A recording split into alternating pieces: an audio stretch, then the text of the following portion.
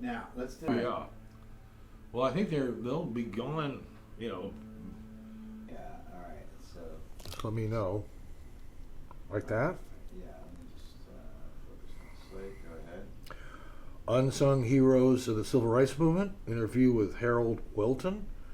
Today is June 18th, 2022. Alright, and let me widen out a little bit.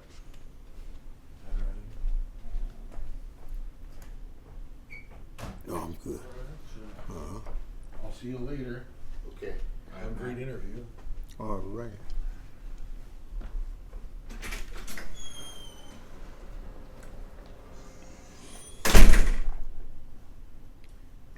Alright, Curtis, anytime. Okay. Today is June 18th. This is the Unsung Heroes of the Civil Rights Movement Project, and we are talking with Harold Welton. He's the interviewee. Curtis Austin is the interviewer. Thank you, Mr. Welton, for sharing your time, your Thank day, you. your weekend with us. And what we're trying to do with this project is to highlight the lives and experiences of those people who don't ordinarily show up in textbooks, documentaries, other more public, showings of African American history and Black freedom struggle in particular. So we know that it's the grassroots and the foot soldiers that really make these movements happen. And we're trying to highlight those individuals who made sacrifices and, gave of themselves and sometimes their lives to make things better for the succeeding generation. So thank you for coming out and sharing your story. We're going to just jump right into it. I'm going to ask you about just some of your background information. Tell us your name, where you were born, and when you were born. Okay, my name is Harold Welton. I was born in Los Angeles, California. I grew up in the El Pueblo del Rio project and later the Avalon Garden project. When were you born? July 22nd, 1950. Okay. So you're talking about those two projects. Tell us about your parents. Like, who are your parents? Where are they from?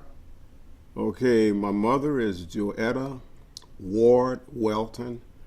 She originally was born in Los Angeles in 1927, December.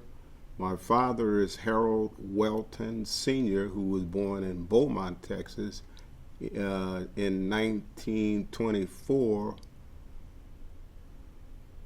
I'm blank on his birth. That's okay. That's okay. Did you have siblings? I had 3 sisters, one passed, Sandra, and I have 1 remaining brother and 2 remaining sisters. Okay. So what's it like growing up in these 2 places you just listed? Growing up in the Pueblo projects, I enjoyed it. I was a youngster and I tended to gravitate towards older men, if you will.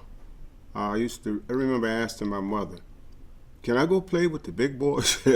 They had a little gym there, right? And they used to sing songs and a cappella, and I like enjoy being around them, asking them questions. No doubt I probably got on their nerves. No doubt. Yes. Growing up in the Avalon Garden projects, later it was different.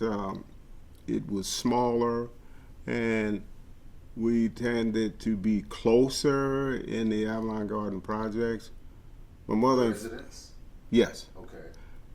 my father and mother separated when I was either 11 or 12. And my life changed in the sense I became more rebellious in school in particular. I was always in trouble in elementary school. You describe me. One of those rebellious Well, times you had. Okay, I remember one time I was at a elementary school in Los Angeles called South Park. Paul Redd, who was in the Black Panther Party shootout, and we were in the 4th grade.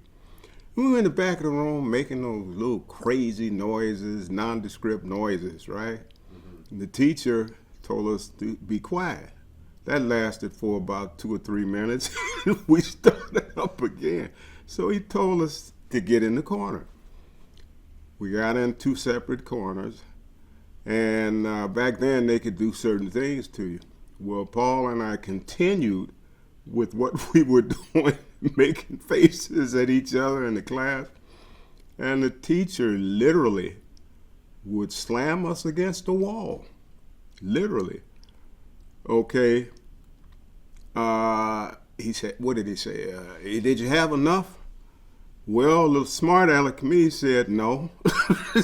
So he did it again. And let's put it this way, I heard like whistles and noises in my head. I guess I was half knocked out. And he said, how did that feel?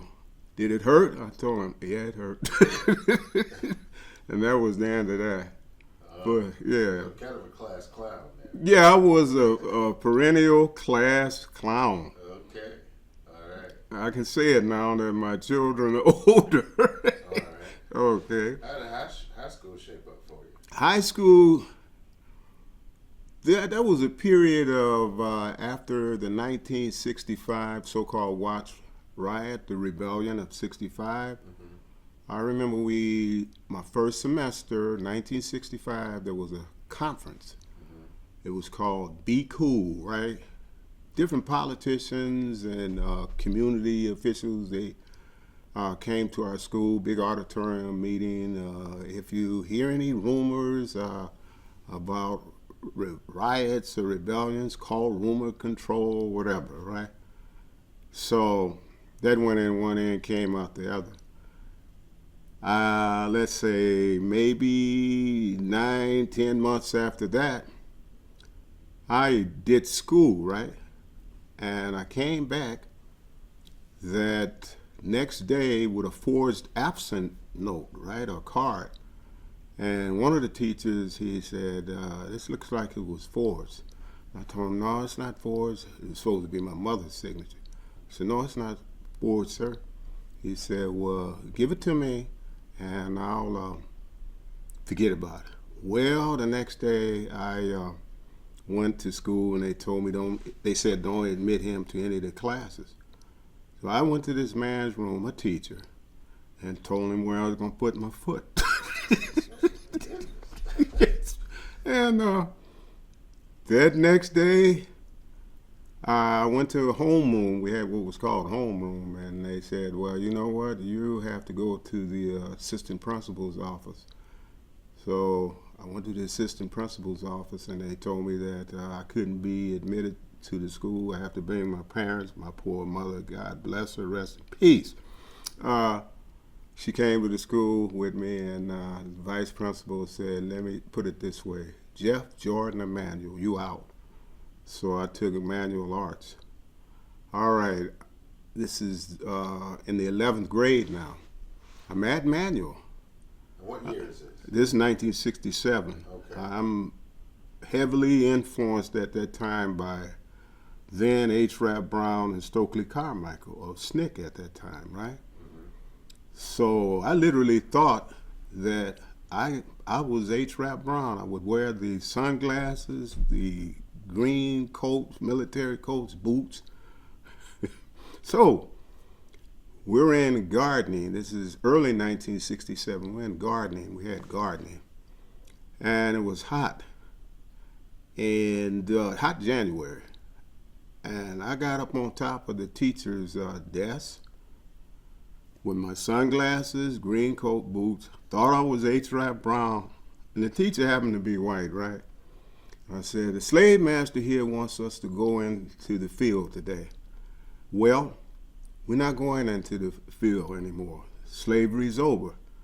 And he got up and ran out of the classroom.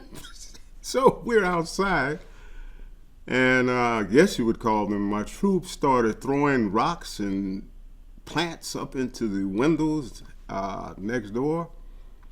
We saw security administrators running toward our room, so I ran up into the room like everybody else, like we were little angels.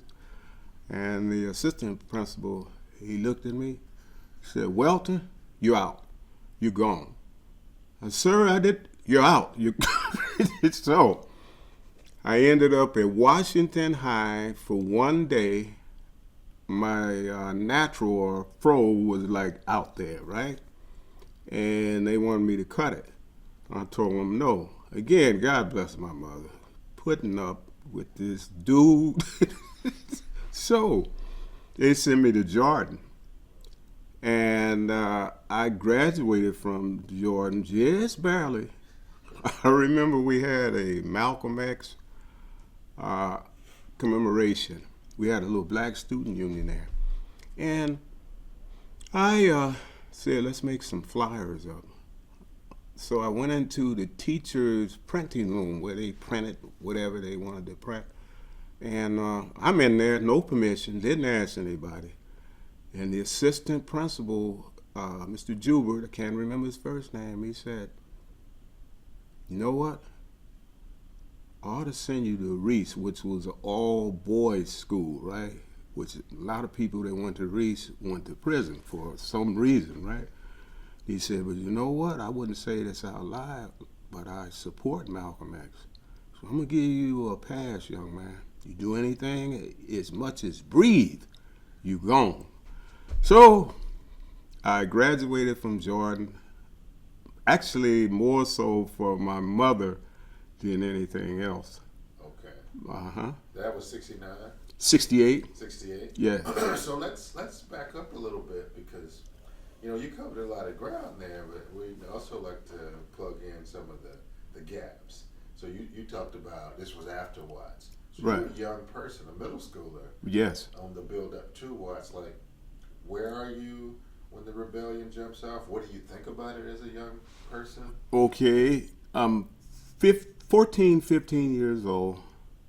And I remember the first night, I didn't know there was a rebellion. Okay. But let me And just. you're in El Pueblo or Avalon? Avalon Gardens, You're in which is on the Avalon, right? Okay. And the first night, we saw maybe 60 LAPD cars going towards 116th and Avalon, we found out later. This is where the revolt began, right? Right. The revolt began because LAPD brutalized what people thought was a pregnant woman whose sons were being brutalized by LAPD. So it jumped off right there. And then it spread. People were, I don't want to say looting, but for lack of better words, looting. Buildings were on fire. And I remember there's a street in Los Angeles called Broadway. And that particular day, my mother asked us to go on Broadway to get different things for the house, right? My sister and brother and I. And we did, and I remember seeing LAPD lined up in the middle of the street. And for the first time in my life, I saw the police department unable to do anything. This was before the National Guards came. They was in the middle of the streets, just watching people going in and out of the stores. I did have a little sense, I would imagine, because I had the opportunity to go into a store and take something, borrow something, but my mother's image was in my head, my sister's head, and my brother's head, and we didn't. Thank goodness. We would have probably been among the 4,000 people that were captured during the Watts Rebellion. Prior to that, my first understanding of racism, I was 5 years old, 6 years old. My father, who was with us at the time, took my brother and I to a barber shop. And they had magazines all over the place. And I picked up the Jet magazine, a black magazine at that time, and I saw a picture of what I thought was a monster. Up until that time, I never saw a dead body, right? So I asked my father, I said, what is this? Is he a monster? My father said, I don't want you to ever forget this. And he told me how Emmett Till was lynched, brutalized, murdered for whistling at a white woman. And it scared me. Like I said, I was about 5 or 6 years old. And my father, you know, I'm in the why stage, I guess. And I, well, why? I remember asking him why maybe several times. And each time he would answer. And that was my first understanding of racism in my life. What was that understanding? That how could this, Emmett Till was 14 at the time, how could he, this grotesque look on his body, his mother had allowed pictures of him to be taken. Also, there was open viewing at his funeral. And it did not look human. And it was like, well, for whistling at a white woman? You know, they did this to them, and that always stayed in my mind. You know, it stuck with me. And I remember maybe 2 years after, my uncle on my mother's side took us to Disneyland, and us being my brother and sister, and there were more whites than there were blacks there. There were a few blacks, and I would notice that they would be looking at us, right? And I would think, well, what are they thinking? Do they think we're maybe the type of situation that Emmett Till went through? And I wasn't afraid, but I was like not comfortable, to say the least, you know. And so that stayed with me even to this day, I would think, you know, how that affected my life. So you're a child, really, a growing child. As Right. the movement develops. I mean, 2 years after that, Martin Luther King is down in Montgomery, Alabama. You probably heard about it or something Right. in the news. Uh-huh. In 1960, the sit-ins start. You probably heard about that. Mm-hmm. And certainly 1963 with the bombing of the 16th Street Birmingham church, where 4 little girls were killed. Mm-hmm. I'm assuming you're at least hearing about this from the adults, if not watching it on TV. Are you aware of these things? Yeah, I'm watching it on TV before the internet and computers. I'm watching it on TV. I'm listening to my mother talk to her friends about Birmingham, about the bus boycott, and also Martin Luther King's 1963 I Have a Dream speech. In fact, my mother, this was like August, my mother called my oldest sister, myself, and my younger brother into the house, and she wanted us to watch this. My impression of Martin Luther King was that he was like, wow, this guy is intelligent, right? Very well spoken. Well, I wasn't thinking well spoken, but he could talk, Yeah. you know. Now, at the same time, I'm hearing about this person who's supposed to be a bad man, and that was Malcolm X.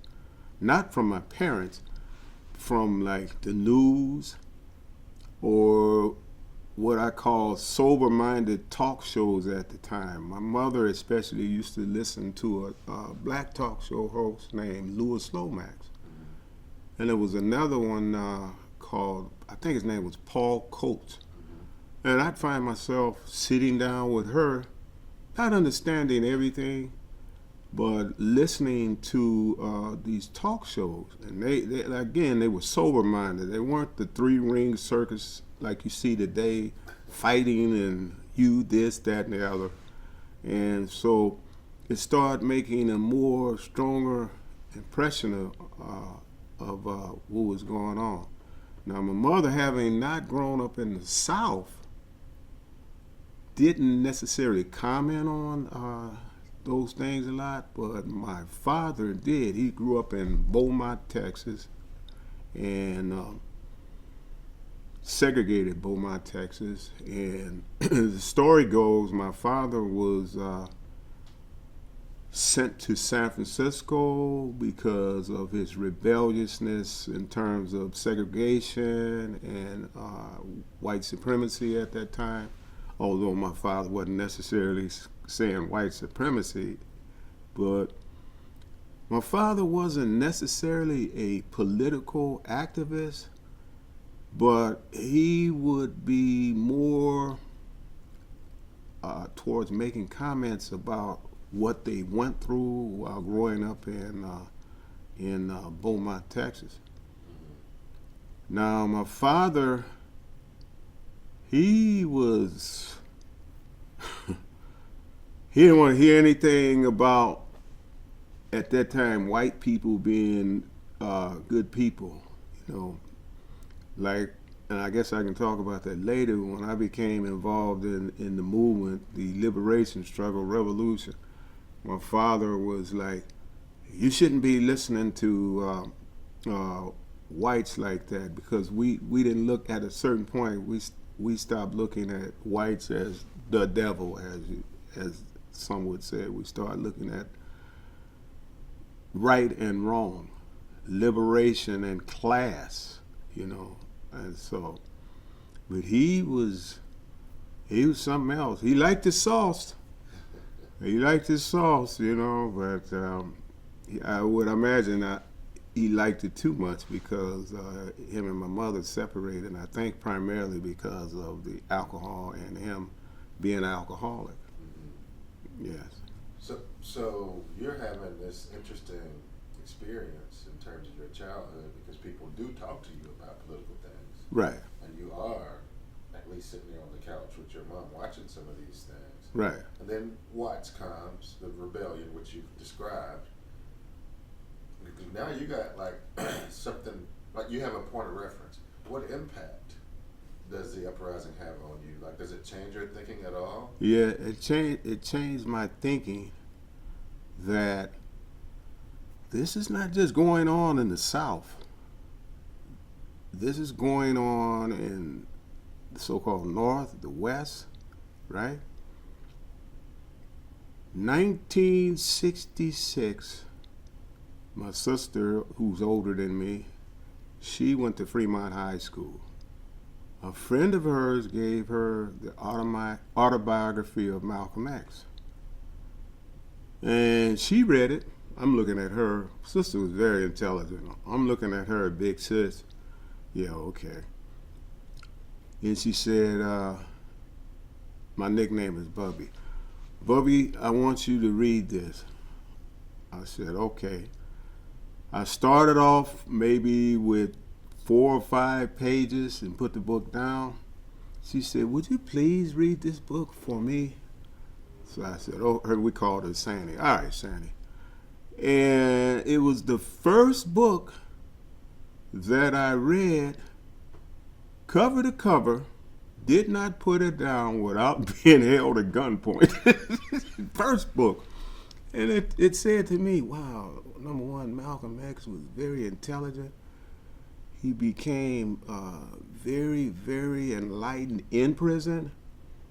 The life before that, he changed his whole attitude and outlook in terms of how he got from there to his situation in prison.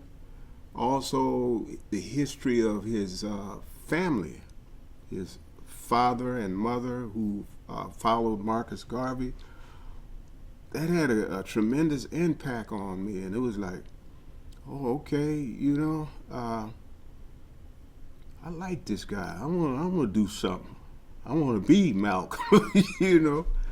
And I remember we used to have these fake glasses that we would get from the store, and we called them Malcolms. I went and got my Malcolms, and we would do things in the projects, Avalon Garden, like we'll turn trash cans over and get on the top of it and start talking like Malcolm, right? Wasn't talking to nobody but each other. But and then it just like culminated in me going to Fremont and wanted to become involved in something. And again, okay, so along comes the Black Panther Party. I wasn't really conscious of them until they started patrolling the police in Oakland armed, right? I'm 16 now, and I'm like, what? How are they able to do that? You know? Man, they're brave, right? Yeah. And then, of course, the May 1967 armed demonstration at the state of California Capitol, that really made an impression on it. And still, at that point, I always refer to my comrades I grew up with, our homies, however we want to say it. We stuck together. We did things together, right? And about 5 of us, we wanted to be in SNCC. We didn't even know SNCC was in Los Angeles, right? We just wanted to be in SNCC with H. Rap Brown, Jamil Alamein, Stokely Carmichael, Kwame Ture. So, one day, we're walking down Central, 79th and Central, and we saw these posters of Huey, then H. Rap Brown, Stokely Carmichael, women. They were paintings. They later to be, we found out they were Emory Douglas paintings. We walked in the building, and we saw this brother with the big fro, starched Levi's, biscuits. It was a style of shoes, see-through socks. And he came up to us, how you doing? Okay, he said, you little brothers, I want to explain the 10-point platform of the Black Panther Party. So I said, sir, are they in Los Angeles? He said, we are now. This was like maybe late 67, early 68. So he explained the 10-point platform, very articulate. The first person that we met, other than TV, that was able to articulate liberation, revolution, etc., right? So, and we were like fascinated. So, afterwards, he said, well, you brothers have any questions? Yeah, I have one. Could you get us in SNCC? Youngsters, man. He laughed, and he said, okay. He said, I'm going to give you a number. And that number was Ron Wilkins' number. It took us a minute. Again, this is before emails, internet, computers. We finally got in contact with Ron Wilkins. And Ron eventually made it possible for us to become part of Los Angeles SNCC. But let me backtrack a little bit. Okay. We're walking out of that building on 79th and Central. And I turned around and I asked the brother, I said, yeah, brother, what's your name? Never forget this, as long as I live, he said, my name is Bunchy, like a bunch of grains. Well, it was our apprentice Bunchy Carter, the founder of the Southern California chapter, the Black Panther Party. Wow. Unbeknownst to me, his younger brother, Gregory Carter, and I went to middle school and part of high school together. He got put out and I got put out of Fremont. So, but we became a part of Los Angeles SNCC. And we were like, we wanted to put in the work in the community. We had the free rap program. Rap was confined to Lower Manhattan at the time. For his involvement in so-called inciting a riot. 1967 reminds me a lot of 2020 with George Floyd. 1967 was, there were revolts all over the country except for Los Angeles. And again, the face of that to us was H. Rap Brown and Stokely Carmichael. So Yeah, and we're in SNCC. We're organizing around H. Rap Brown being a political prisoner at that time. We're doing different things in the community. We had political education classes. We young, too. Okay, May 1969. There was a program formed in Detroit in April called Black Reparations Demand on White Churches' Involvement in the Slave Trade, right? The Black Manifesto. Black Manifesto was the under-known James Foreman. Met him. He was a character. Was he? Yeah, James. I love him though. He was a character. I was a little like scared, you know. And, but Why? because this is James Foreman. He's Okay. articulate, The executive director. executive director, and man, I don't want to say nothing wrong. Rookie-ish around him, so. But he was a good guy. I like him. So we did the Black Manifesto. Left Detroit. This was in Detroit. We left Detroit. We got the call in May of 1969 that we were to go in churches all across America. Well, 10 of us and 10 LA SNCC members, including Ron, we rode around Los Angeles Mother's Day, May 11th, 1969, looking for white churches, right, to go in. We went to a Catholic church. It was brand new. At the time, it was supposed to be the richest church in Los Angeles. We didn't know anything about Catholic churches, and they were closed. So we rode around. We found a church on 8th and Hope. We went into the church. Funny now, with the big froze, green army coats, well, my brother and I had on green army coats, the boots, sunglasses, we used to call them wraps, right? H. Rap Brown glasses. We go into the church. My brother and I, we were on either side of Ron.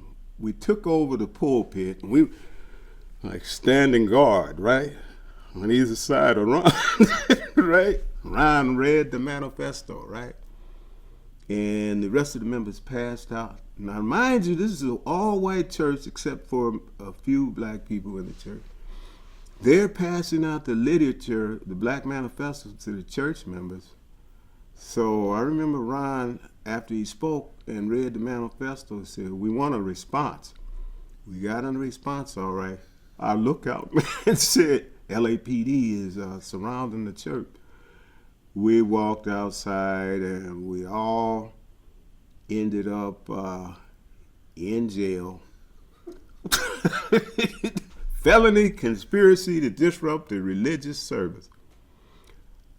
Never heard of that crap. Yeah, it was a felony, right? At that time, LAPD, their intelligence division, the criminal conspiracy squad, anybody that talked above a whisper was given those conspiracy charges, right? Which made a misdemeanor a felony. It was really a misdemeanor. By adding the conspiracy, it became a felony, right? So I'm an adult. I'm 18. I think Ryan was about 22 there. And we were in the same cell, right? And let me say, it was not boring being in jail with Ryan. He was able to talk, right? Okay. So I had my phone call with my mom, right? And I said, "Mom, I'm calling." "Oh, you don't even have to tell me. It's all over the news. You and your brother, I don't know what I'm going to do. I told you I support you if it's doing something for some people. But I just don't know." I said, "Okay, Mom, don't worry about it. We're going to be all right. I don't want to talk. Y'all making me nervous." And so we were in jail, but believe it or not, the minister and some other churches, black churches, they bailed us out, right? We went to court, I think 2 weeks later. And that was Ron, me, and Sandra Scott. we were the adults. We went to court. Now, mind you, we're going into a court. I'm in the court with a bush jacket on, the wrap, sunglasses, waiting for the judge to make a decision. And they made a decision that the city attorney would drop the charges. So they dropped the conspiracy. And I think in the summer of 1967, because SNCC took a position of against Zionism in Israel, the funding dried up. And at that point, I'm still wanting to organize. That summer, I was at a park across the street from the Avalon Gardens called Green Meadows. Green Meadows. Okay. Playing basketball with a friend I grew up, comrade, that we were comrades to the day he left this world, right, in '79. And name was Donald Crump. We used to call him DC. And I told him, man, about SNCC. He said, well, come to East LA College.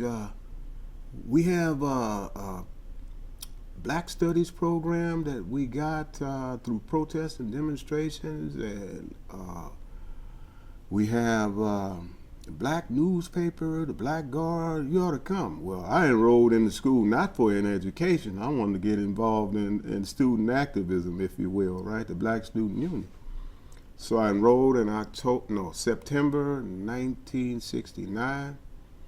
I met a comrade named Melvin Bishop Williams. And he was like Bunchy in the sense he was very articulate, knew how to organize, and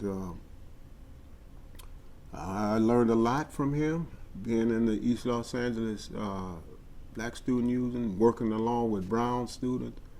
And Melvin graduated and went to UCLA. Well, in the spring of 1967, Nixon expanded the so-called war in Vietnam, right? And he went into Cambodia and Laos. Well, there were demonstrations all over the country, including East LA College. That was when Kent State happened, when National Guards killed students at Kent State in Ohio. Well, and also Southern University in Louisiana. So we stepped up our work, and I remember we had this large rally. It was at that time we had been protesting police science. Sorry, would that go on camera? I'm sorry. Okay. So we had been organizing from September until that time, May of 1969, policemen being nice, police officers carrying weapons on campus, right? They were students. It was the largest police science class in California. So we decided that we were going to demonstrate and march around the police science department. Some brilliant individual, I can't remember, let's go in the classroom. I think out of 100, about 12 of us went into the classroom. This is a police science classroom. And all I remember, his name was Sergeant Stevens. He was the teacher. And he said, okay, he pulled his gun out of his briefcase and put it on the desk. And he said, all those who are not policemen, leave the room. Some of them were just students. All those that are police officers and sheriff deputies, I want you to get these people out of here. So we got in a fight with them, right? They won. They won. Anyway, it went all the way outside of the classroom, and we ended up going back to the student center to go over what happened. I gave a speech. I was cursing. and the pigs this, if this MF does this, I will do this. Well,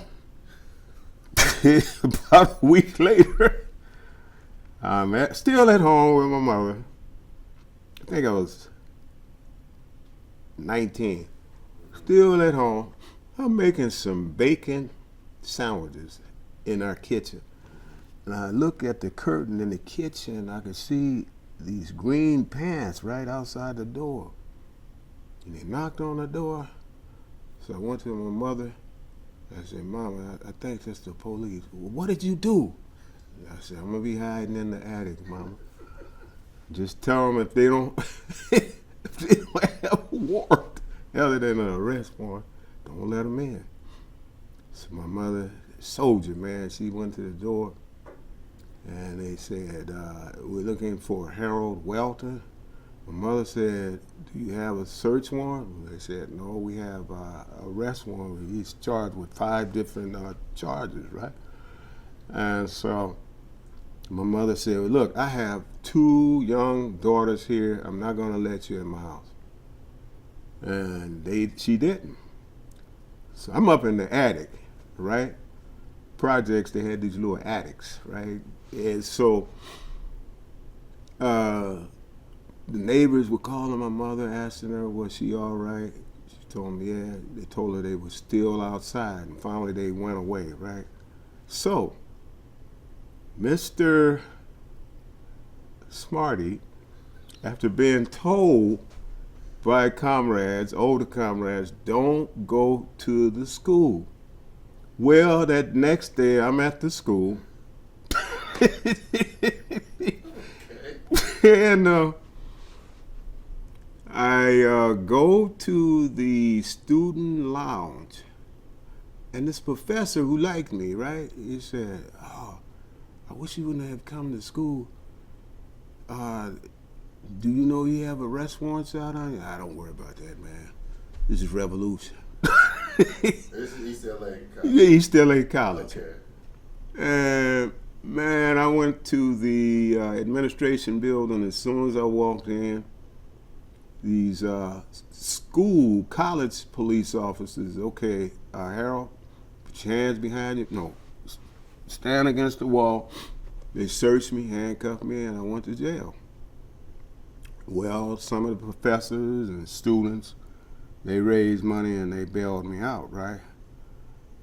5 of us were charged in that, right? And I was the only one to get convicted at a trial we had in October. Why were you the only one? Well, they knew who I was. They could hear me. They could hear my footsteps. But I did time in the county. And one other student got convicted, but he got probation, right? Okay. Believe it or not, I was probably the few people who, one of those charges was using obscenity in a public place, right? And they had an undercover female deputy sheriff in the audience. The way that law read, I think it's 315.6, the way that law read, it said is if you curse and a woman files a complaint or you're around children, you can be charged with that, right? And she filed, a complaint, yeah. And so I just wanted to add one more thing to that trial. I remember the trial lasted about 9 days. Wow. Yeah, we had good lawyers too. They were radical lawyers. They were from what was called the bar sinister. And I remember, man, maybe in the 5th day of the trial, I walk into the court, and you had the DA witnesses on this side, right? And I see an individual, I can't remember his name. He was black. And he was on the district attorney's side, right? And I'm like, what is he doing? And he gets up to the witness stand when they called him, and they said, Could you state your name? And he stated his name. What was your occupation on May 11th, 1970? I was working for a Special Enforcement Bureau. I'm a Los Angeles Sheriff's Department. And I was assigned to East LA College at the time, et cetera, so forth and so on. And so during the DA's examination of him, he would point the finger at me and another individual as being, I guess, the ringleaders, but I'll never forget that. Okay. Yeah. Another undercover. Yeah, he was undercover. He was Special Enforcement Bureau with the Los Angeles Sheriff's Department. Yeah. Uh-huh. That is something. But now you got us a little bit ahead of some of the things we're also interested in covering in your experience. Okay. Because All right. in January, the guy who, and it's completely fascinating to me that Bunchy Carter gave you the number to SNCC. Like, Right. That's a demonstration of a lack of ego.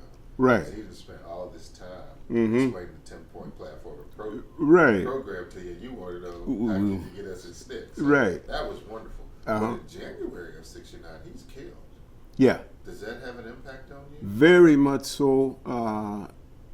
Apprentice Bunchy Carter, John Jerome Huggins were assassinated at UCLA, allegedly by us members, but I don't want to say I believe. I know it's part of the FBI's counterintelligence program that initiated that assassination. Now, I saw Bunchy maybe 4 or 5 times after that. Uh-huh. My brother was involved in a protracted protest at Fremont High School, their black student union. And Bunchy used to come to the school all the time. Okay. This was like this fall of 1968. And he was like, some people say that Bunchy was streetwise, but I always saw Bunchy, to me, as like an uncle type figure.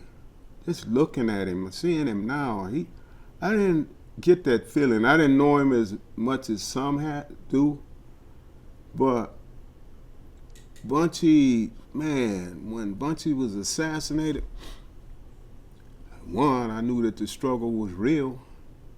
I just want to point out, I didn't mention this, but in August 1968, 3 Panthers were killed on Adams and Montclair. Steve Bartholomew, Tommy Lewis, and Robert Lawrence. Tommy Lewis and I went to Drew Middle School and Fremont High together.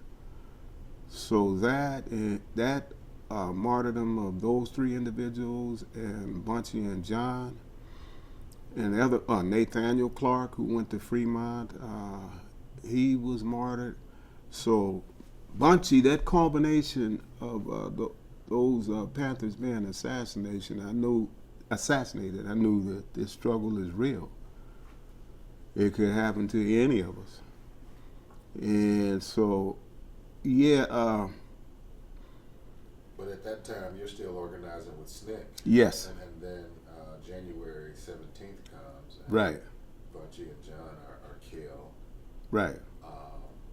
King has already been killed Mm-hmm. the spring before that, in April. Right. That doesn't discourage you from participating in the movement? No, that didn't discourage me from participating in the movement. In fact, I stepped it up.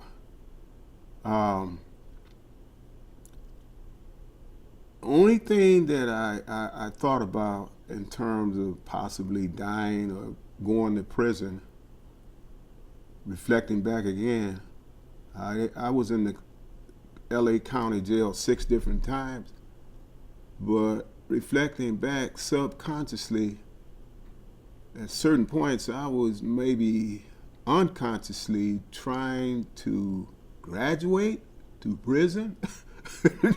Looking back as a... Why do you say that? There were things that I was doing that weren't necessarily, well, Chairman Fred Hampton Jr. says everything is political. But there were things that I and my comrade Donald Crump were doing back in the day. They weren't political in the sense, and whoever views this, I encourage young people, don't get involved in dumb stuff. Donald Crump and I, DC, we started and believe it or not, we had jobs, at least in the summer, right? But we could started what we call import-export business in, I think that was the late fall of '69, East LA College. We started off at East LA College. The business was like this. You put in an order for a camera, video camera. They were the big video cameras or whatever you want. We'll get it from a school. Just put in your order. So we were working these schools, right? We went to almost every college in Southern California. We worked the classrooms. We didn't take anything from the people. We took from, as we used to say, borrowed from student stores and classrooms and science rooms, whatever. What do you want? Stereo? Okay, we'll get it for you. Don't worry about it. So, and we got captured twice. But each of those cases, they dropped the charges for lack of evidence, right? But man, they got us at UCLA for what do we have? They were popular, IBM typewriter. We had one, and we didn't have. We had this big briefcase, but this IBM typewriter was too large for the briefcase. So DC said, "Look, I'm gonna go around and look for a box. You just lock yourself in this toilet and stand on top of the toilet so they won't see your feet." So this, I guess it was the professor. It was the professor who we took the typewriter from. He came in and says, "Anybody in here?" I didn't say nothing, right? And he kind of tested the toilet door, and I didn't say nothing. Anyway, DC came back. "Man, I can't find, man, let's get out of here, man. Let's just leave this IBM typewriter here." So we leave. I'm driving, 66 Chevy. We're driving. The school campus police, it was about 3 cars, got behind us, a little mini chase. I turned into a dead end, and we went to jail for, I think it was 3 counts of grand theft and 1 count of receiving stolen goods. We did time, and one thing that stays with me, this was in West LA court. The judge said, "Gentlemen, they're pretty active here. Tell you what, your next stop is San Quentin." That just like started ringing in my ear. We were in jail, right? So they sentenced us. The judge sentenced us. And I was the last time I went to jail, except for maybe tickets. And then 1974, I got married and started a family. And so I started thinking a little different. I had a daughter, 75, and I'm thinking, you know what? Yeah, you working at a job called Teen Post, but you got to get a good job. I started applied for LAUSD, school district here. Lied about my record. They fired me. Was smart, I guess, enough to ask the interviewer who fired me. I asked him, is there any appeal process? This motivated me. He said, "Yeah, but looking at your record, I doubt if you." Took me a year. They didn't have all these expungement programs, right? But it took me a year, and I got 3 convictions and expunged. The main one that they were concerned about was the receiving stolen goods and grand theft. So I got those expunged, and I was able to work with LAUSD. After a year, I say something about the interview. The person that interviewed me again, he said, "You know what? I'm looking at your record. Yeah, you got it straight." He said, "But my son was arrested for being involved in an anti-Vietnam demonstration. This is 1975 now, or 76. Yeah, I'm not going to even interview you. When can you start?" Okay. Yeah. Personal stake in that. Yeah. Well, let's back up just a little bit, Okay. because you actually get involved with another organization, Right. and Bunchy's dead. Right. 69, if you look at the Black Panther Party newspaper, they call it the Year of the Panther. That's right. There's all this stuff going on. Right. You mentioned some of those people suffering the worst fate, Right. but there's things all over the country. You know, Seattle, Yes. you name it. What's happening in 69 in LA that's pricking your interest movement-wise? You're out of SNCC. Right. You're over at East LA College doing your thing with the BSU. Right.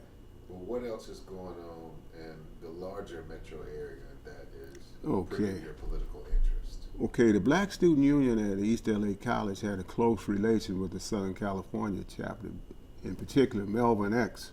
Okay. He had an organization that he was involved with, also two organizations called the Black Student Alliance. Matter of fact, he was a co-founder. Okay. So though we weren't officially in the party until December '69, we would work with the party, right? Okay. We'd invite them to speak at our college. Our Blackguard newspaper would always talk about different aspects of the Panthers. December 8th, 1969, when the Black Panther Party was attacked by Los Angeles SWAT. As you know, it was the first time SWAT was ever used in this world. And they attacked the Black Panther Party headquarters. This was, I think, 4 days after Chairman Fred Hampton and Mark Clark of the Illinois chapter of the Black Panther Party were martyred. And so we started coming around the office that next day, we being members of the, 4 or 5 members of the East LA Black Student Union. So December 9th. Yeah. I mean, the office is all shot up with Yeah. tear gas, right? Yeah, and I remember, man, the stench and the tear gas still lingered, but we cleaned up, helped clean up the office. Not just us, there were other people that helped clean up the office. And so the call went out December 11th, 1969, the largest demonstration before the Lakers won a championship, I think in the 80s, was on the west side of the city hall. Sea of people protesting that attack on the Black Panther Party headquarters. And I remember speakers saying, if you want to get involved, join the Black Panther Party. Well, I think a week after that, we interviewed a nurse at UCLA who had a nursing program called Marie Branch. We being the East LA College Blackguard newspaper. And we interviewed her about the Al Prentice Bunchy Carter Free Clinic. After that, she asked us, did we want to get involved? Well, yeah. So we started working with the clinic first.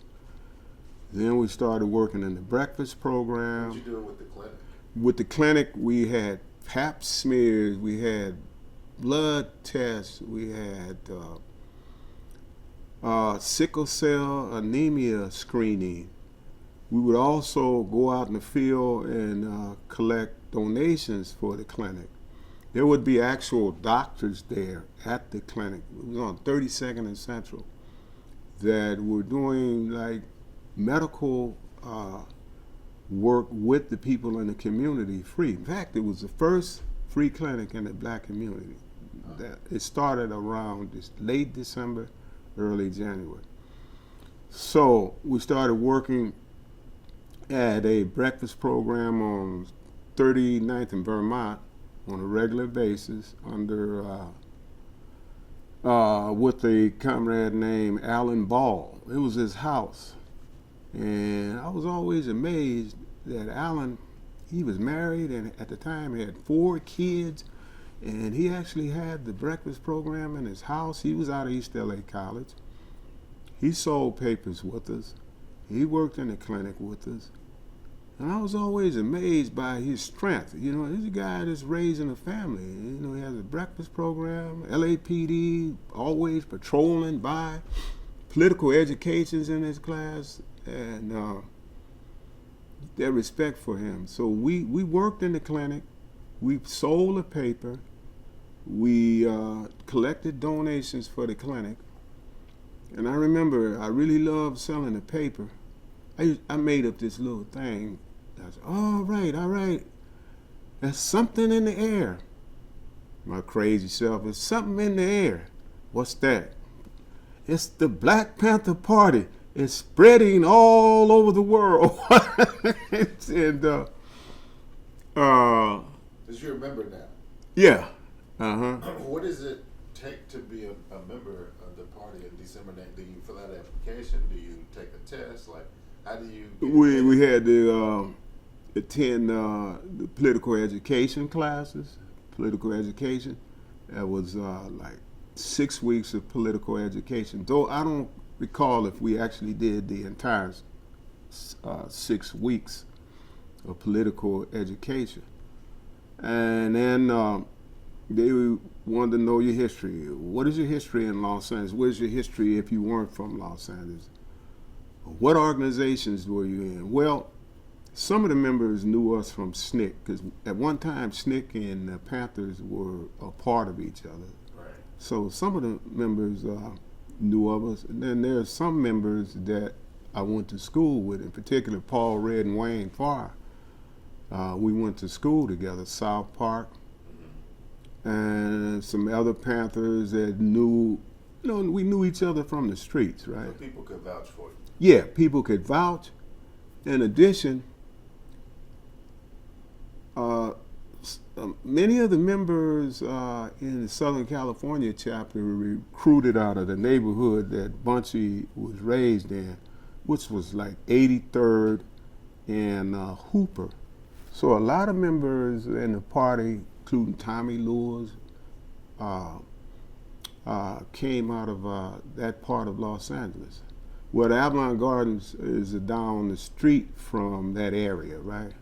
Well, they called it the Slauson area there. Okay. Yeah, as people probably know, Bunchy was part of the Slauson street tribe. Yeah, so we would see the Panthers. But again, in the beginning, our minds were H-Rap Brown and Kwame Ture, Stokely Carmichael. Yeah, so I'm interested in you mentioned you only met Bunchy 3 or 4 times. Right.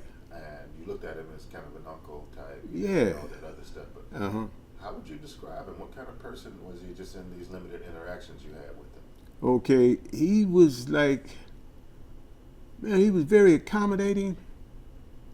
But to me, he was very caring. I mean, like I said, yeah, Bunchy was from the streets, the Slausons. He had been to prison. But it's each time that I met him, it seems like he took time with individuals, not just me, but individuals. He took time out to talk to individuals, you know, to, like, you know, he knew you personally, though he didn't know you, you know, in the beginning at least. Yeah. And that was my impression. And then also, man, like I said, he was sharp. And I dug that, right? I dug the fact that, you know, this dude, man, look at his Levi's to myself. His shoes, man, spit shine. And, and then I didn't mention there was I'm sorry if I'm going. That's fine. February 1968, there was a large Free Huey Newton rally at the sports arena, Los Angeles Sports Arena, at the time, Santa Barbara and Figueroa, now King and Figueroa. And Bunchy, Eldridge Cleaver, H. Rap Brown, Stokely, Chairman Bobby Seale. There were a lot of people at this. Ron Karinga was there. James Foreman was there. And so I'm looking at Bunchy on the stage, right? Yeah. With the fro, he had a white shirt, leather coat, and yeah, man, I like my man. Yeah. Yeah. And now, yeah, and so again, we were young, like I said, we were still in high school, somewhere in middle school. But the Bunchy was like, man, this cat, man, his dedication, you know, I want to be him, like I want. And again, he was the first individual that we heard articulate revolution outside of the news, TV. And I saw H. Rap Brown one time at the 1967 Watts Festival Parade. Oh. And Kwame Ture, Stokely Carmichael, after that February Free Huey rally, comrades and I, we ran up to Stokely afterwards, and Stokely, hey, asking questions, right? And we were looking at him like he was a rock star, I guess, or something. Man, Stokely, and it wasn't like in a negative way. He looked at Stokely, was tall. He looked down at us. He said, "Do you brothers read?" And so that like jogged us, right? Yeah, Stokely, I read the autobiography of Malcolm X. You did? He asked me about it, and I told him, what about any other books? At the time, the only other book I read was The Diary of Che Guevara, right? He said, okay, brothers, I want you to realize something. Your commitment is not just going out and organize. You got to study revolution, and then you got to do revolution. And I'm paraphrasing. But that was like, okay, this is the reality of the situation. But again, back to Bunchy, it took me a long time to adjust to being maybe in the same room with Ron Karinga. You know? Why is that? Because the connection to the assassination of Bunchy and John and two other Panthers in San Diego, John Savage and Sylvester Bell, you know. It wasn't a thing where, let's get this dude, but it was like I wasn't necessarily comfortable being around him, you know. Were you convinced that he played a role in these assassinations, or are you just listening to the rumors and you don't know what? I was convinced. You were convinced of it? Yeah. What convinced you? What convinced me is that Ron Karinga at the time met during the period of when Martin Luther King was assassinated. He met with the governor of California, Ronald Reagan. Ronald Reagan wanted to talk to different members of organizations in Los Angeles, right? During 68, when MLK was assassinated, there were revolts again across the country, except for Los Angeles. And they called different organizations, black organizations, they being Ronald Reagan and his people, to talk about keeping LA quiet, right? So I'm like, okay, why did they call him? Why didn't they call any Panthers? Not that any Panthers wanted to go, but yeah, so that and his relationship to the power structure in LA at the time. The power structure in LA was essentially white. You didn't have a black mayor or black police chief. I think it was maybe one black councilman. Got his name. But Dimmerly? Reverend Dimmerly? no, Lindsay, Gilbert Lindsay, I believe. But he had a close relationship with a lot of politicians in Los Angeles. But in 2022, I'm not necessarily, well, I'm not around him. I'm close to the Carter Morris family. Okay. Matter of fact, one of their family members passed about 3 weeks ago. Kim Morris, that's the daughter of Barney Morris, and you know, like I'm close to their family and I love their family, and my thoughts are, well, if there's anything to be said about there, could there be some type of an apology, an official apology, not to individuals, but to that family? There's still a lot of those family members left, right? Also, back in, I think, the 70s, I'm not sure, there was a tribunal held on that situation. I can't recall the outcome, but I think he was found guilty. okay. All right, but it's not somewhere, I mean, let's go get him. Right. You know, no. That's understandable. Yeah, I'm not into. My father used to say the easiest thing he used. I don't use the N word, right? But he used to tell me the easiest thing to kill is that word. So I'm not in. Let's go get this person. Let's go get that. Well, if you that serious, you anyway. I don't want to reveal Right. my inner thoughts. Yeah. No need to. Uh-huh. So you joined the party. It's in 1870. Essentially, I know it's December, but Right. 70 comes, and you have that whole year. You're selling the paper. You're working for the free clinic. You're Right. doing the breakfast program, and this party starts to unravel toward the end of 70. Yeah. What are your thoughts and feelings around this so-called split? Like, things start to happen in late 1970, but certainly by February 71, when You are LQ correct. argue on that TV show, You're correct. it's pretty open. What's your experience while all of this is going on? First indication that to me that something was going on in terms of what I call the forced separation of the Black Panther Party, considering the counterintelligence program. I'm not saying that, if it wasn't for the counterintelligence program that the FBI had, it wouldn't have happened.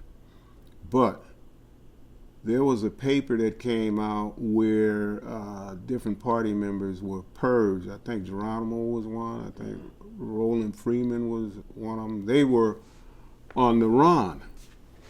So that was like, what to me, and disheartening. What's going on? Then shortly after the New York 21, New York chapter of the Black Panther Party, who were indicted for allegedly plotting to bomb places and this and that, they were purged. And then Eldridge and Huey got into the long distance, playing the dozens, I call it, game, and that broke my heart, man. I'm like, man, you know, but let me say something about that. When Eldridge left the United States in 68, I believe, I think in early 68, the FBI, and this is not conspiracy talk, this is some of the few documents that they released. They were trying to create a rift between Eldridge and Huey. Right. In fact, they stepped it up in terms of when Eldridge went to Algeria and they created the international section of the Black Panther Party, there were these fictitious letters being written back and forth. This is before the thing with Huey and Eldridge, right? And they were sending letters back and forth, they being the FBI. And so that was something that individuals, if we can imagine individuals, or so-and-so said you were this and so-and-so said you were that. Watch out for so-and-so is an agent. So-and-so stole the money.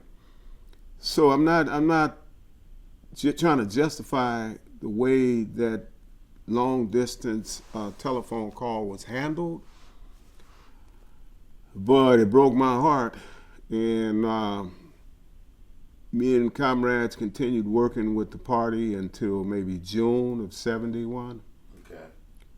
And then comrades that were basically working at the breakfast program on 39th in Vermont, we decided, hey, you got to make a decision. Are you going to continue to be a part of that? It was an older comrade. He was like 28, 29 at the time. I was at that time 20. You got to make a decision. And that was the comrade that was married and had children. White. Yeah. And I looked at him as a father figure, and that was it. I was gone. And so. You didn't like what you saw? No. You didn't join for all that? No, I didn't join for all that. And when people asked me at the time, well, what's faction? Man, I don't care what faction. I was out there for the people. That's the faction I really believe in, and not personalities. And so, June 71, August 1971, 21st, Comrade Field Marshal George Jackson was assassinated. Right. And comrades that were part of that breakfast program, we all went to Comrade George's memorial service, Revolutionary Memorial Service, right? Up in Oakland? Yes. Okay. We went to his younger brother, Jonathan Jackson's funeral almost a year before August. Right. That was August 70 that we went to his Revolutionary Memorial. So, we're there. It went on fine as far as the way people, because there were different views that people had. You know, the split was in full bloom. And people seemed to, okay, let's come together and honor Comrade George, right? And so after his memorial, Donald Crump and I at DC, we decided, you know what? Let's create our own organization. Let's start in the community where we grew up together. We know each other. My mama, your mama, same neighborhood. And we came back, we started a political education class, and we went on, we met 3 times a week for about 4 months. And we ended up calling ourselves the Jonathan Jackson Educational Cadre. We started organizing in the Avalon Garden projects. We looked at George Jackson from Blood and Eye, his book where he talked about the commune, organizing, and Fidel in terms of how the motifocal, starting in one spot and expanding out, right? Educating people, right? Yeah, that worked fine. We were able to we created breakfast programs in the projects. We created a George Jackson karate class. We would show, we had those big reel-to-reel 16-millimeter cameras, projectors, and we would show political films on the walls at night for the youngsters, the young people, and anybody that wanted to come. And we would put out our flyers, the Jonathan Jackson newsletter. We would put out our flyers at least once or twice a week, right?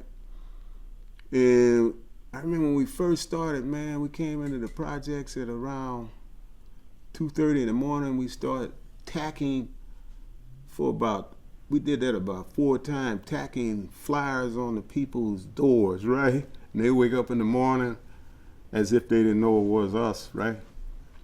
And so we attracted the attention of the Criminal Conspiracy Squad, LAPD, Sheriff's Department, Special Enforcement, and the Housing Authority police almost immediately. They would drive around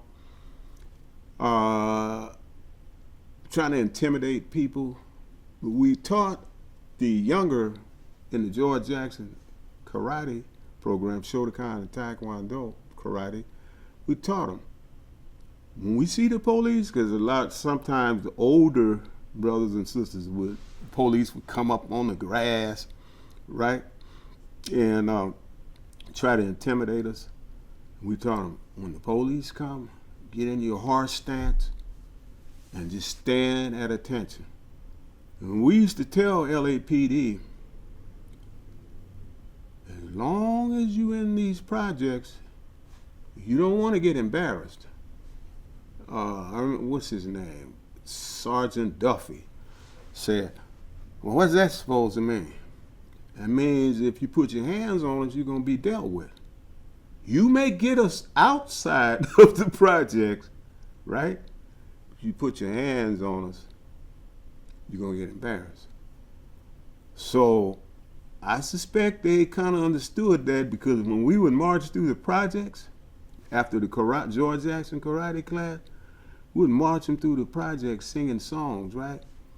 And then if they came through the projects, they knew we're in the middle of the street. You don't come past us. You stop and wait till we're finished, right? Now they did get us outside the projects. One in particular, we were out in Angeles National Forest. You know what? We stopped going to the range. We started going to the forest and practicing our self-defense. Matter of fact, we had 2 members that were Vietnam vets. Both of them were Marines, right? So we didn't fear them. Matter of fact, there was one time we had a Jonathan Jackson Memorial in the projects, right? August 7th, 1973. So this officer, they were driving by the walkie-talkies. We had walkie-talkies. They were driving around, looking crazy, trying to intimidate people. We didn't pay attention to them. Not only did we have the youth, we had the older adults at the rally in the little community center at the project. I remember this one LAPD officer said, I'm going to kick your ass. I said, well, get your ass out the car and do it. The end of the story, right? And You didn't get out? no. Talking. But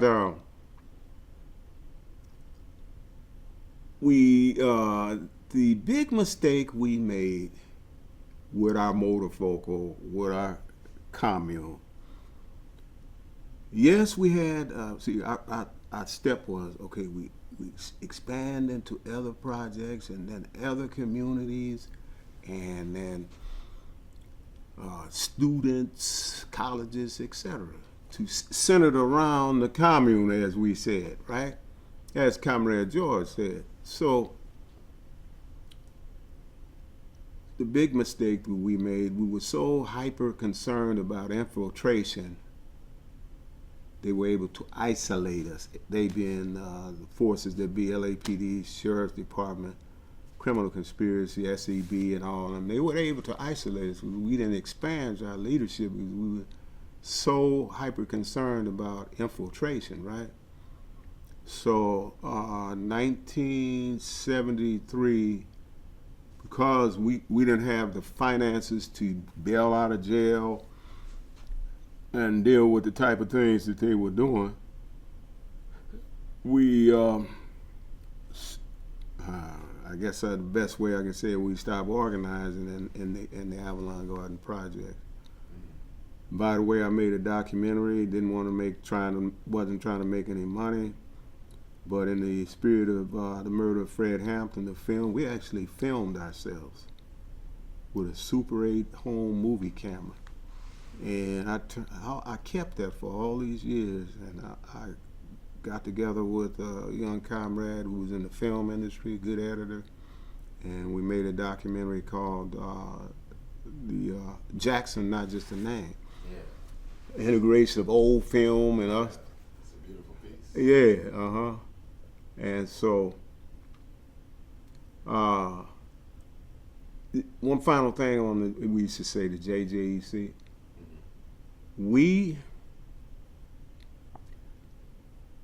Man, this was during the time, the embryonic stage of, I don't like to say gangs, the unpoliticized street tribes, right? They were developing in the projects as we were. So, we had to make it clear to them, we don't fear the police. We know you. We watched you grow up. We don't fear you. Or anybody coming into the project. Ain't gonna be no banging in the project. Period. True story. There was a point where one of our comrades, and we were armed. When I say armed, for self-defense, right? We were armed, and armed in such a way we learned from a lot of mistakes. We had the two veterans, and we were always practicing, even before the JJEC. And okay, one of the comrades, somebody broke into his mom's house, and a weapon was taken, right?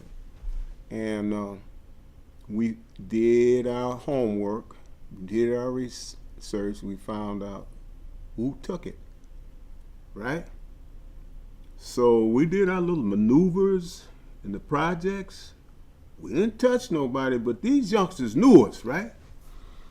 So we told them, okay, we want the gun back. Otherwise, we're going to have armed political education. We don't want to do that. So there was an individual who we found out that took the weapon, and we saw him leaving his house one day, because we were watching his house. We had a car pull up in front of him, a car pull up in back of him. We were armed. And we asked him, did you take the weapon?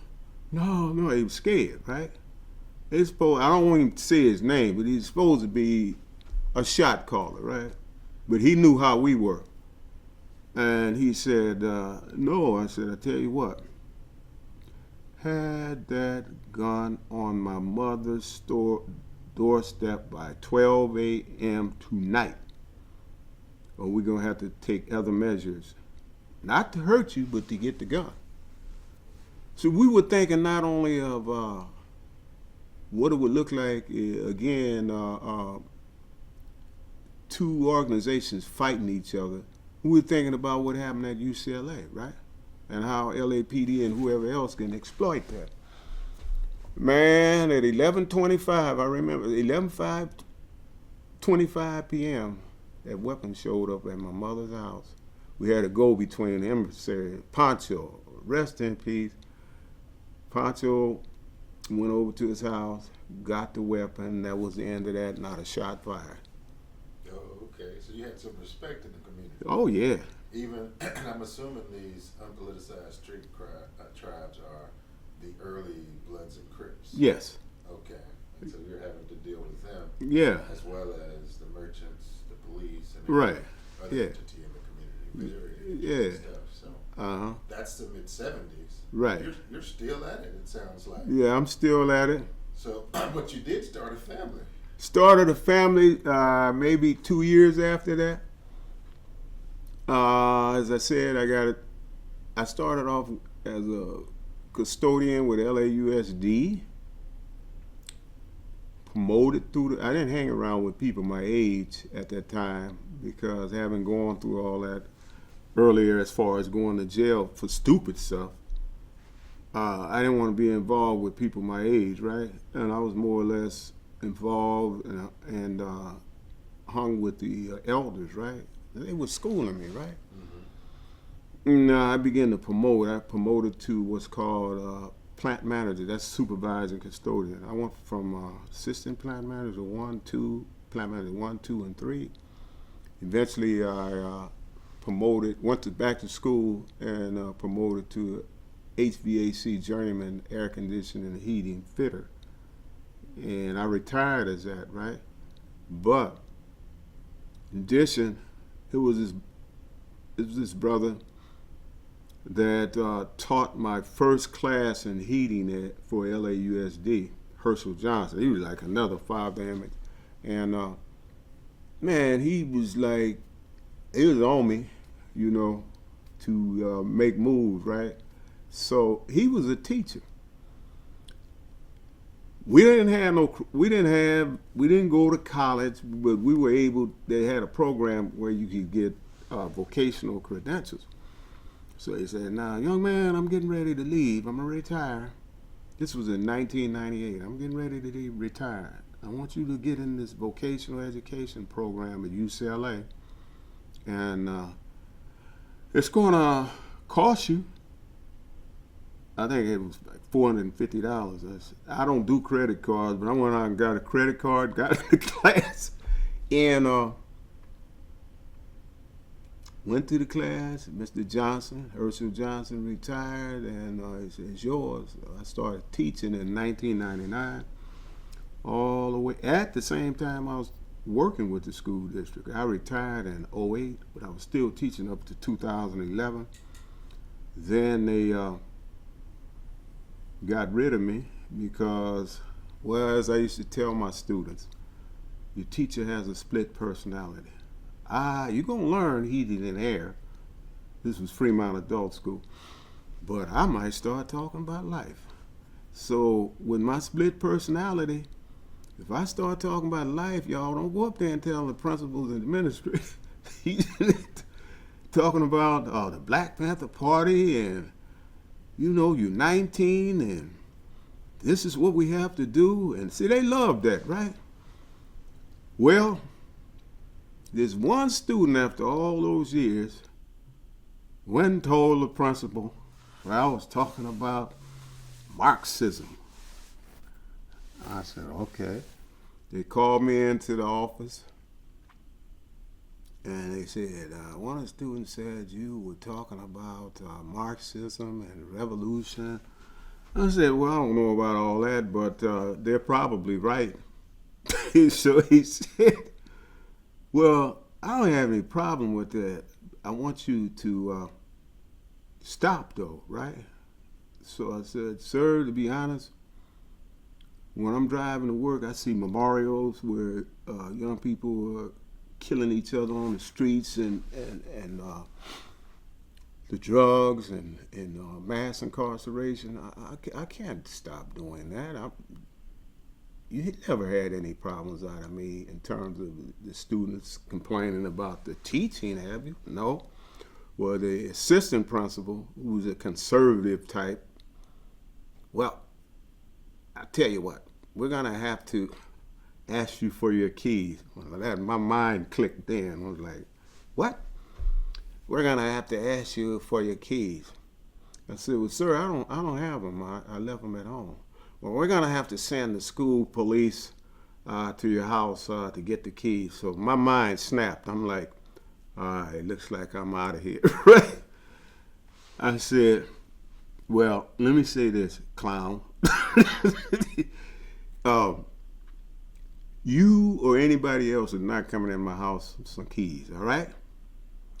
I will bring you the keys. No, I said, I will bring you the keys. Listen to me closely. So, man, this dude went out and called the school police. I kid you not, they came in with, it was 3 school police and a K-9 unit. I said, the dog that you got costs money. You get the dog away from it. Well, you're going to have to leave before we leave. I said, well, we all leave at the same time. But the principal, he was like, no, it doesn't. No, it's all right, sir. While I was leaving, I told the staff, right, the secretaries and what have you, I told them, I said, look, I want y'all to realize something. This guy, and you know what I'm talking about, this guy right here, he's a coward. He's a coward. He's not an educator. All indications is that he and George Wallace, that's the only one I can think of, him and George Wallace are good friends. Do you know who George Wallace is? And they said, no. I told them who George Wallace was of Alabama. So I said, so watch him. And they were like, okay. So I stopped teaching up until 2017. This assistant principal at the school, she called me and said, you know, I know about you. Yeah. She said, I want to hire you. So I started teaching just 2 hours Monday through Friday at that school, and the rest is history. So that's a great history. By Yeah. way of wrapping this up, uh-huh. can you just share briefly about any other movement activities you've had in the recent past? Are you involved in any organizations or any work in the community? Yes, I am. I'm involved in an organization called Black August Los Angeles. Black August Los Angeles is something that grew out of the prisons of California. It's based around the assassination, martyrdom of George Jackson, Jonathan Jackson, and the other California, I don't like to say inmates, prisoners, revolutionaries, freedom fighters. But like George Jackson said, we have to change the criminal mentality into a revolutionary mentality. So Black August, we work with the youth. We have what's called the Black Martyrs Tour. We have Black August Opening Day. We have Jonathan Jackson Day, in which the youth take over that day, right? We have Political Prisoners Day, which is August 21st. That was the martyrdom of George. Then we have a Karamu, which is the ending. Also, I'm working with an organization called the Coalition to Free Ruchell McGee. Ruchell McGee was with Jonathan Jackson August 7th, 1970, with what we call the August 7th, 1970 Courthouse Rebellion. That was where Jonathan Jackson, 17 years old, went into a courtroom armed to try to free his brother and what was called the Soledad brothers. They were accused of allegedly killing a guard in retaliation for 3 prisoners being killed in Soledad prison in January of 1970. Jonathan Jackson, James McClain, William Christmas were martyred that day. A judge was killed, the DA was wounded, and I think 2 jurors were wounded. Ruchell McGee, we call him the sole survivor. Ruchell McGee was wounded badly, but he survived. And he's been in prison since, but he was in prison before that for allegedly robbing a drug dealer for a $10 bag of marijuana in 1963. And allegedly holding him in his car along with his cousin. He was charged with kidnapping and robbery for the $10 bag of marijuana. Let me put the backstory on that. In 1955, August, when Emmett Till was martyred, Ruchell McGee was convicted for allegedly attempted aggravated rape of a 22-year-old white woman who was married. All our study indicates that at 16 years old, Rochelle McGee had a relationship with this woman. This is Frankington, Louisiana, segregated Frankington, Louisiana. So, he does 7 years in Angola prison. He was the youngest person to be in Angola, which was a former plantation, slave plantation. Rochelle was released in 1963. He came to LA in 1963, and he got the so-called kidnapping and robbery case, right? But Rochelle, when he was arrested, was beaten, right? Our being the coalition, we believe, now this is 1963 LAPD, so what? We believe that with their records and being able to look at people's past, LAPD probably saw that he was accused of raping a attempted rape of a white woman, right? And we believe that this is the reason that Rochelle was convicted and did that 7 years prior to August 7th, 1970. I cannot see the Los Angeles Police Department or any other agency not looking back at an individual's record and say, oh, this guy was, he was in Angola prison. He's on parole for allegedly raping, again, a 22-year-old married white woman. So he's been in prison in LA for 59 years. 59 years. The 5 years in Louisiana. 7. 7 years in Louisiana, so yes. 66 years in prison. Yes. And you're part of his defense committee? Coalition Coalition, and what does that work entail? Okay, what we're doing, we're organizing around petition where we have over 33,000 signatures. We also have 1,500 letters, template letters going to the governor's office. In addition, we have 2,000 plus signatures petition signatures that go instantly to the governor's office. In addition, we have met with the governor's legal staff. We also have met, I don't want to go into the details, we also have met once with the district attorney down here, Gascon's office, right? We're looking to meet with them again. We have communicated with them, and they are talking about the possibility of meeting again with these new laws that are in effect in California. Also, we've had at least 2 virtual rallies, we call them, and we were very happy. March the 17th, Rochelle's birthday, we were able to have Angela Davis, who was a co-defendant with Rochelle, charged with the same thing. She beat him because of all her support around the country and the nation. We had a lot of good people on that virtual rally. We've had demonstrations at the Hall of Justice in LA downtown. We do what are called banner drops. We had this large banner of Rochelle McGee. We go to different overpasses and we drop it along the freeway, and people look and stop traffic.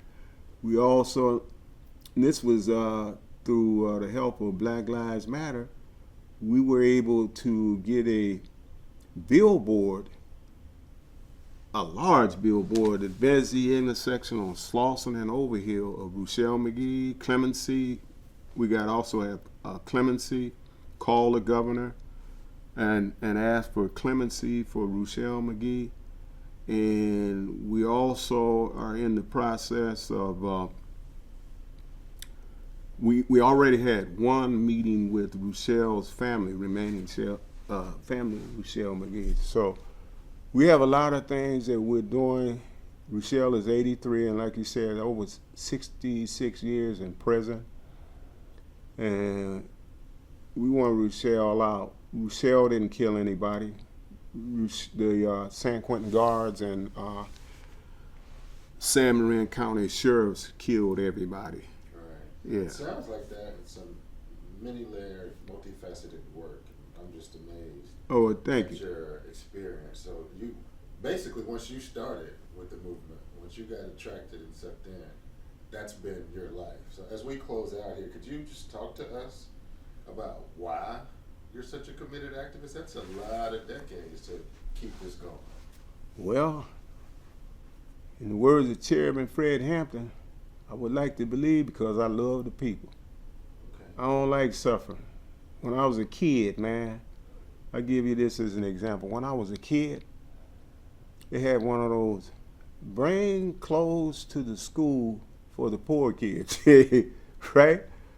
And I got my little clothes together. I was about 7. I had my little clothes together. And my mama saw me and she said, "Where you going with those clothes?" I said, "Mama, these are for the poor kids." My mother, she was cool. She said, "Well, Bubby, do you realize that you're poor?" So what we gonna do, we're gonna take some of the things out and you can bring the remaining things, but you can't take all of that to the kids, all right, son? And man, I do not like suffering. Okay. I don't like. Excellent. Yeah. Excellent example. Yeah. So, as we close out, you mentioned Black Lives Matter, and so we know that the George Floyd killing has happened, and Trayvon Martin and Mike Brown and so many other Mm-hmm. names. And I'm just curious, like for young people coming into this movement like you did in your early teens and late teens, like what would you say to them in terms of, remaining steadfast or whatever it is you would say to them? I would say to them, in the words I used last Saturday, most of the people in the coalition are young, and man, they're committed. Okay. And study, organize, study, stay committed, learn from our mistakes. Don't be a knucklehead like I was in certain situations. And man, I really respect what you're doing. Like, it's an organization that works with us. They did, I can't recall the name, but it was when Biden visited LA last week. This organization did 3 days of organizing, right? And it was like Biden was talking about a meeting of the Americas, right? Man, they were organized. They had it down to a T. I was impressed. And I told them, you know what? We need to see more elders in your organization. They had it together, but the bottom line is stay committed, study, organize, study. And like Kwame Ture, Stokely Carmichael said, do you read? Okay. All right. That was absolutely stunning.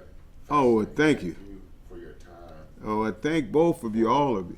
Oh, you're welcome. We so appreciate not just your coming here, but the contributions. Okay. You may not, or you may, but a lot of times activists don't see Yeah. the fruits of their labor, but I'm certain those fruits are there. So thank you for Well, the thank you. sacrifice Yeah. you made with giving back to your Okay. community and to this particular project. All right, you're welcome. I know I did a lot of this and that,